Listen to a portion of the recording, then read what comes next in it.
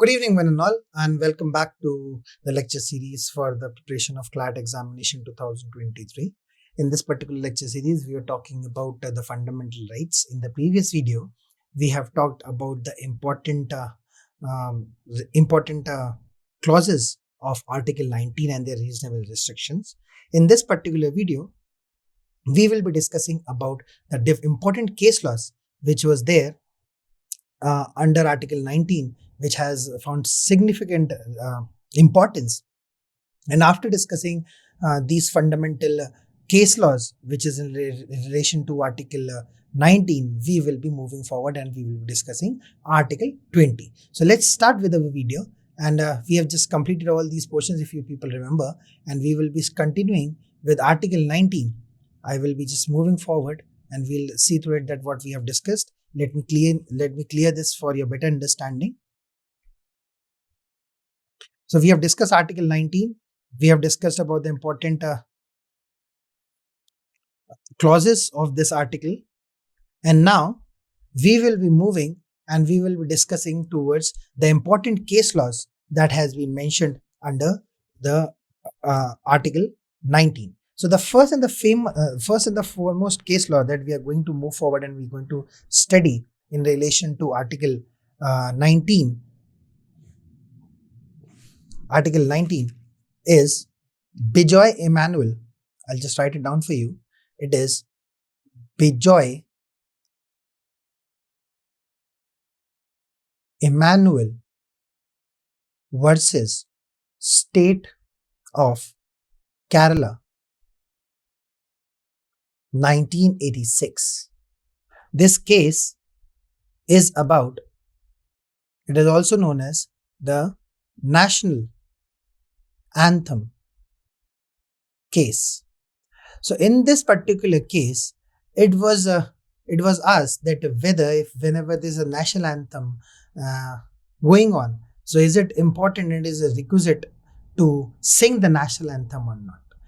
So it was pronounced by the Supreme Court in the judgment that respecting the national anthem is one thing and singing is another.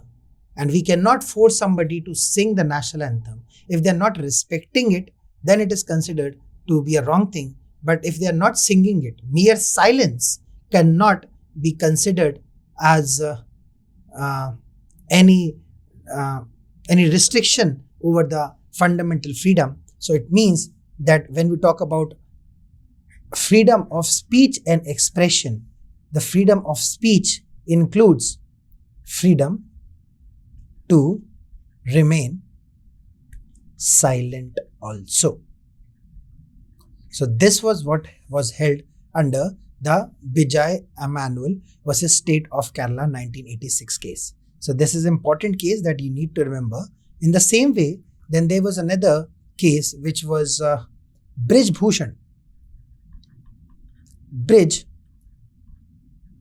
Bhushan versus State of Delhi, 1954.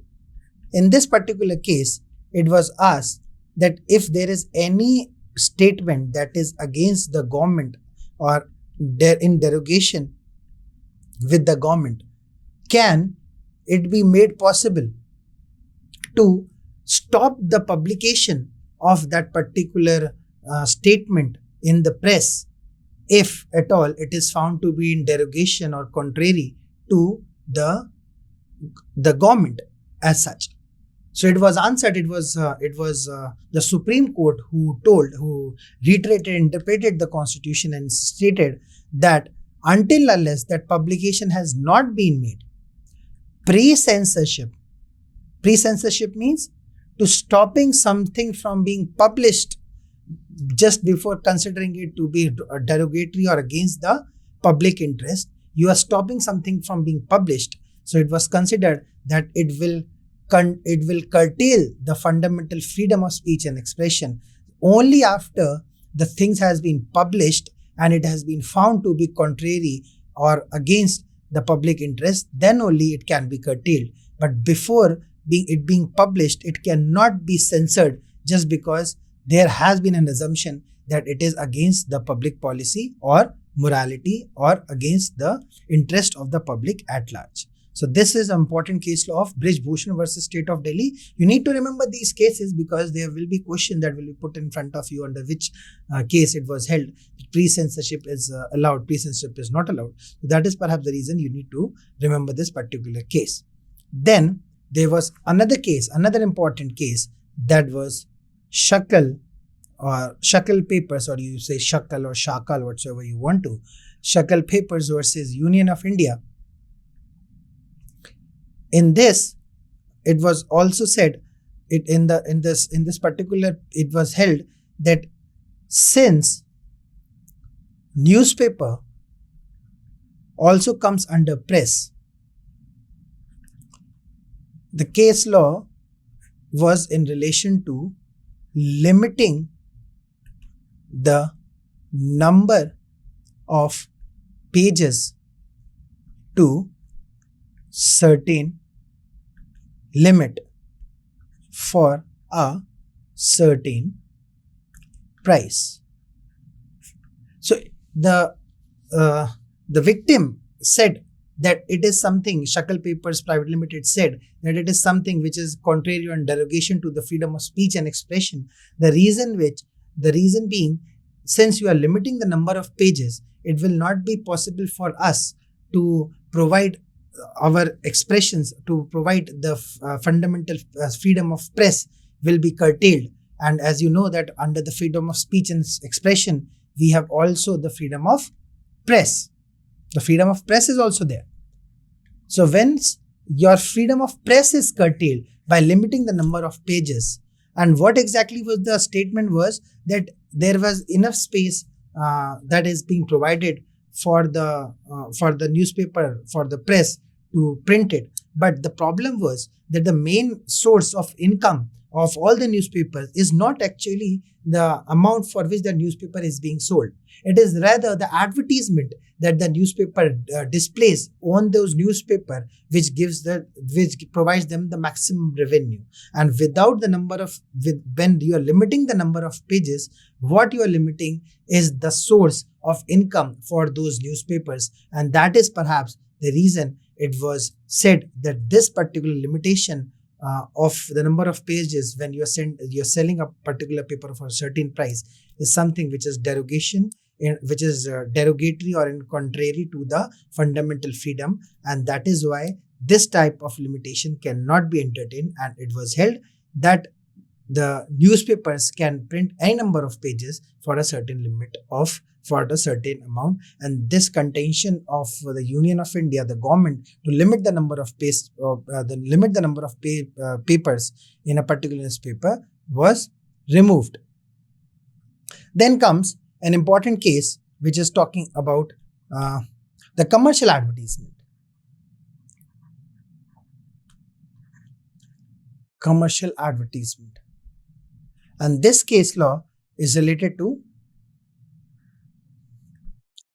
Hamdard Davakhana versus Union of India, 1960. So whenever there is a business takes place, whenever there is any business that is going to be there, the business has to be through advertisement. And once the advertisement has been limited, then obviously the newspaper business, then the business of that particular product or the particular business cannot take place. So it was said that limiting the commercial advertisement is also restraining somebody to express its desire to sell a particular product, and that is why it was considered that it is not only against the freedom of speech and expression.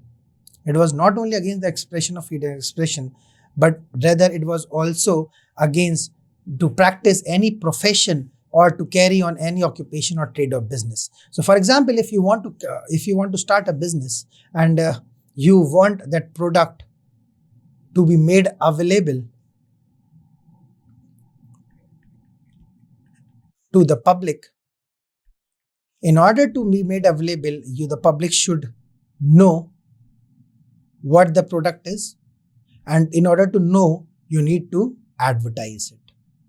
But since advertisement was being restricted, it means the business, the profession which needs to be carried out by any individual was also getting restricted. And that is why it was considered that commercial advertisement of Hamdard Davakhana versus Union of India, you cannot restrict somebody from advertising just because it is against the public order or tranquility. Rather, it is something which is an important requisite of fundamental freedom, and that is specifically under Article 19(1)(g). It was held that it is important to have this particular thing in mind. Now, let's move forward and let's discuss this is something that we have already discussed, Article 19(1)(g) and everything we have discussed. And these are the important cases that we need to remember. Now, there is one more case law that we need to study, and that is, and that is your Excelsior versus Union of India. The question in front of the court was, in front of the Supreme Court was, whether freedom to carry on any business, trade or occupation will include freedom to close any business or occupation. You have started your own business. Can you close your own business? The answer was no. The reason being, once you have started a business and once the public has taken advantage of it, there are chances that once you are stopping that business from being conducted, there are high chances that the general public may suffer. So that is perhaps the reason freedom to carry on trade and business does not include freedom to close any business at any point of time. So these are the important case laws, my dear. I would again request you to keep a check over all these case laws, because these case laws are going to be there in your question papers, and the way they will be put forward in front of you would be that the facts of the cases will be in front of you, and then you will be asked that whether the freedom of carrying out trade, profession and everything has included the freedom to close the trade or profession or business. The answer obviously would be no, but the question would not be whether it is true or false, but it will be under which case law it was held. So you need to remember that it was under the case of Excelsior versus Union of India 1979, which it was held that freedom to carry out business, trade and profession does not include freedom to close the business. Now, there was one more question that was put in front of the judiciary. That was whether education is considered as a business or trade or occupation. The answer of this question was answered in Unni Krishnan versus State of Andhra Pradesh. In this particular case, it was held that education can be considered as an occupation, but not as a business. Then it was affirmed, this particular statement was affirmed in the case of P.A. Imamdar versus State of Maharashtra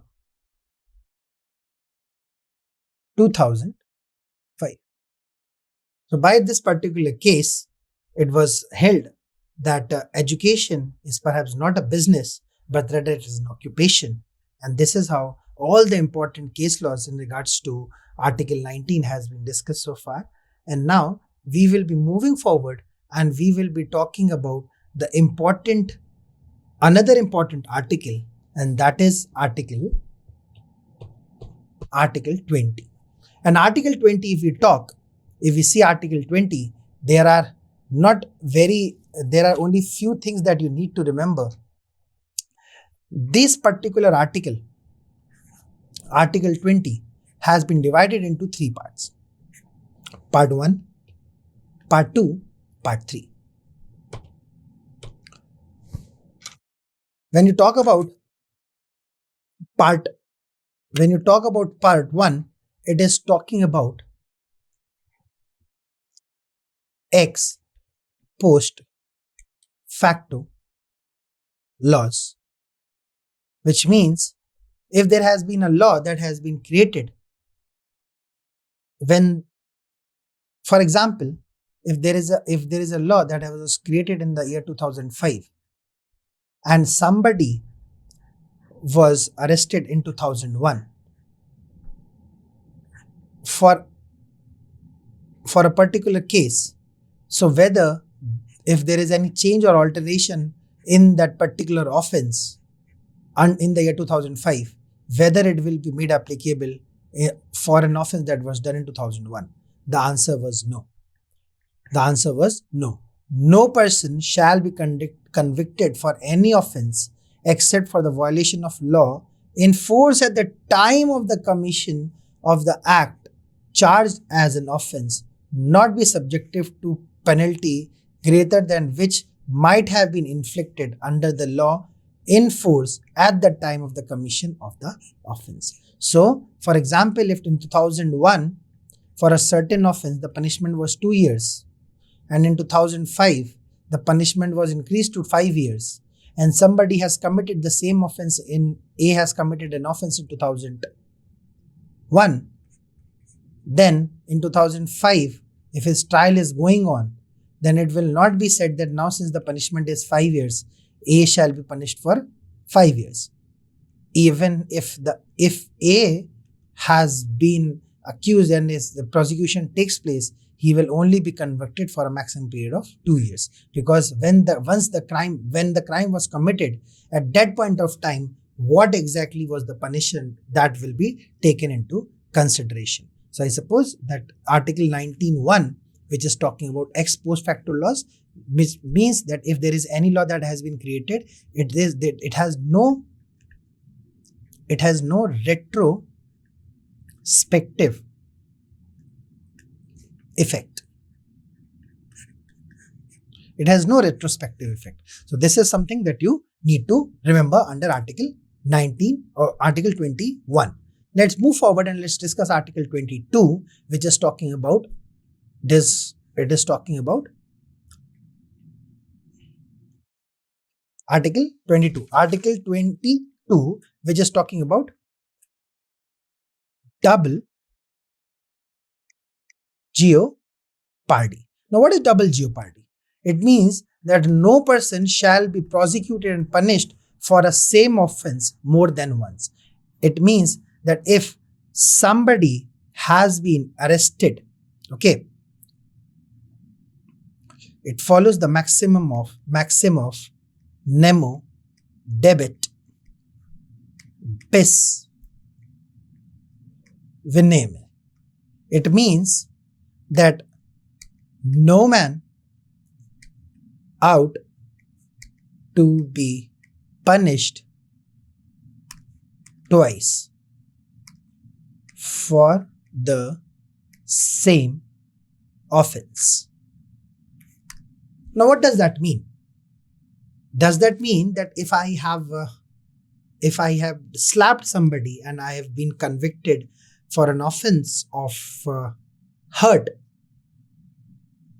if I again after my prosecution has been done and I'm inside the jail, once I come out and now if I hit somebody, then will I not be prosecuted?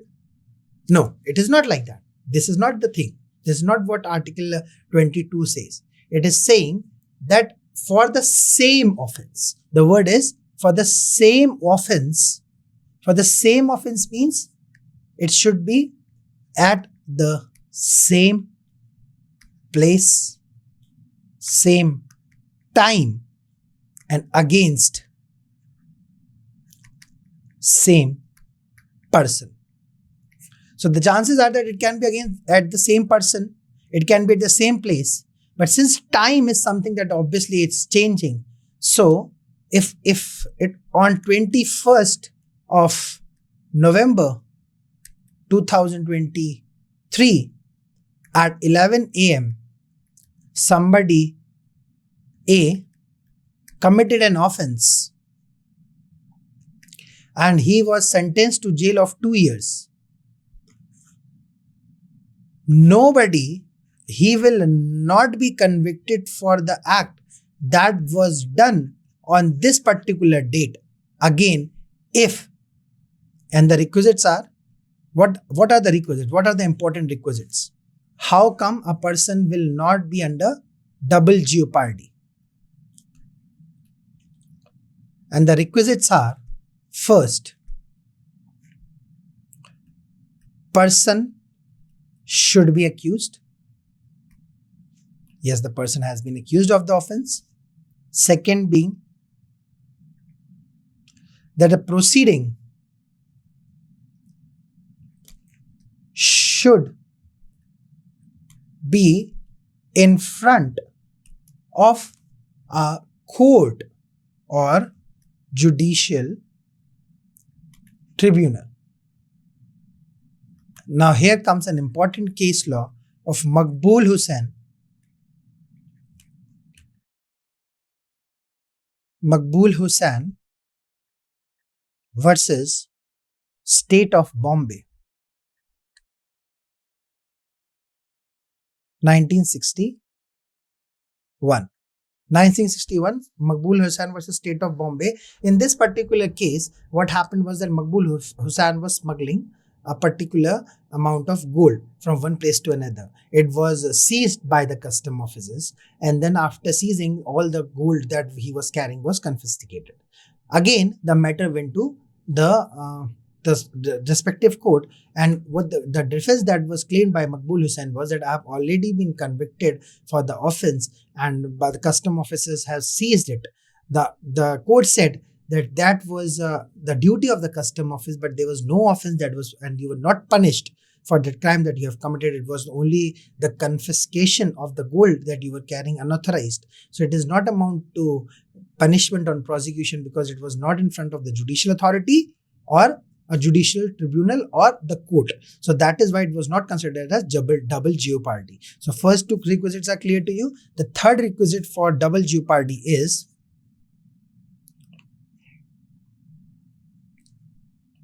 the prosecution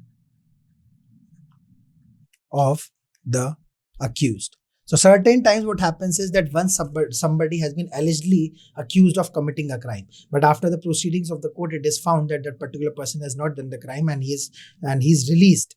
So once the person has been released, and then if he is been convicted of the same and then he's tried again for the same offense, he cannot use the defense of double jeopardy that I was given a free clean chit. What happens that after a certain period of time, once the court gets some new evidences, the person who has been released can be now been considered as the accused and as the main culprit, then that person should be prosecuted. So it is important that the prosecution of the accused should take place in order to claim double jeopardy in future. And the fourth one is very important, of the same facts, same set of facts. So the facts should be the same in order to claim double jeopardy. I have just explained it to you that the date, time, place and the event should be same. So this is your second clause, which is talking about double jeopardy. First one is talking about ex post facto law. Second one is double jeopardy. The maximis nemo debet vis venem. Now the third one is no person accused of an offense shall be compelled to be witness against himself. So somebody who has been accused of some offense, he cannot be compelled to be a witness against himself. The first and the most important case law in regards to this particular clause of Article 20 is M.P. Sharma versus Satish Chandra, the case of 1954, which stated that what are the rights of the accused? The first is he cannot be the witness against himself.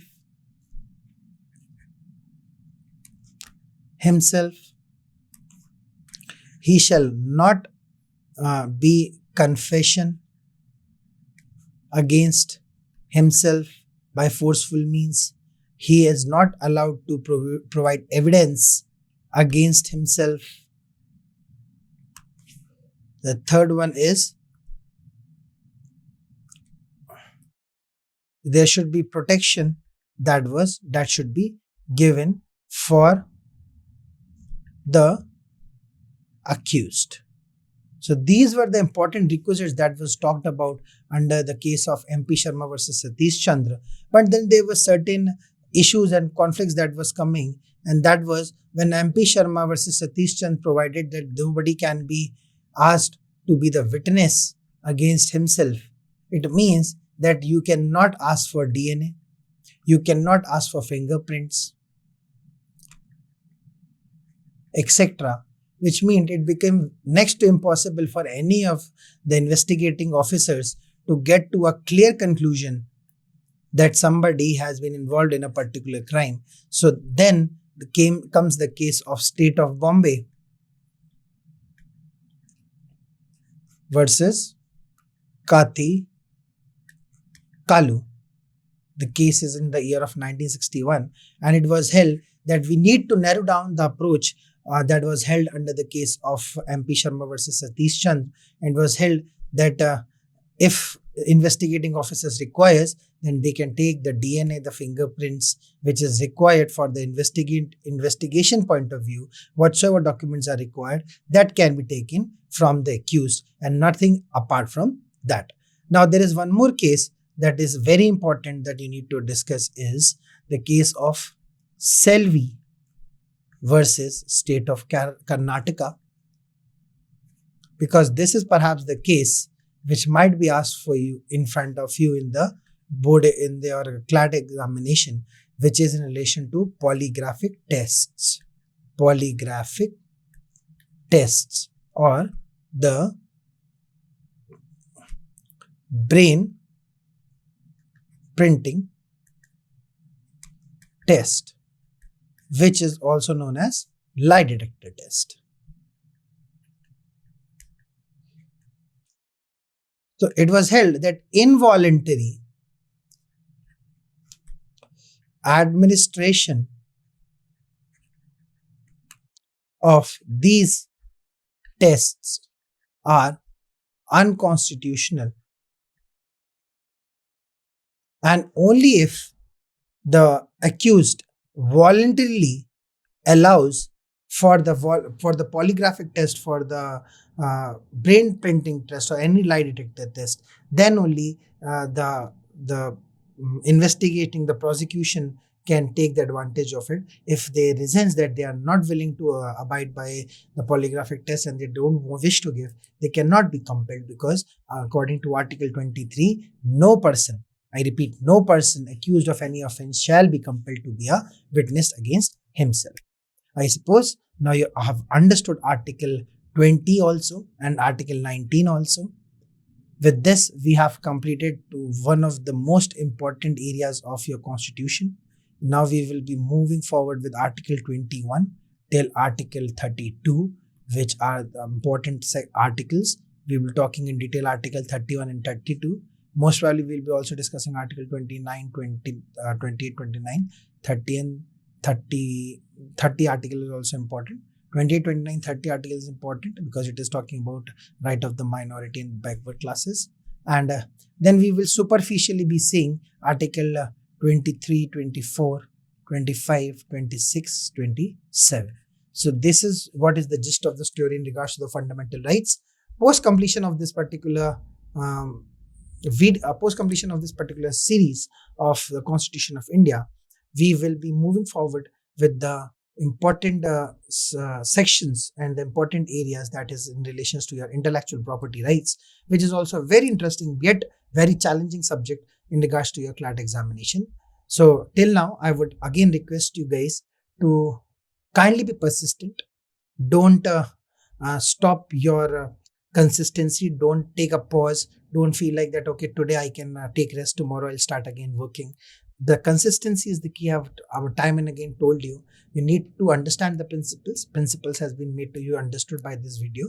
Then you need to be persistent and you need to practice. Practice is the key for the clearing of this particular examination. And I wish you that you clear this examination with flying colors. And for that, it is perhaps very important for you to continue and abide by the 3 principles which I've already informed to you n number of times. Again, I'm telling you, and that is the principles, the persistency, and the practice, which is going to make sure that you clear your CLAT examination. Thank you so much, guys, for being available. Let's meet in the other video. Till then, bye-bye. Take care.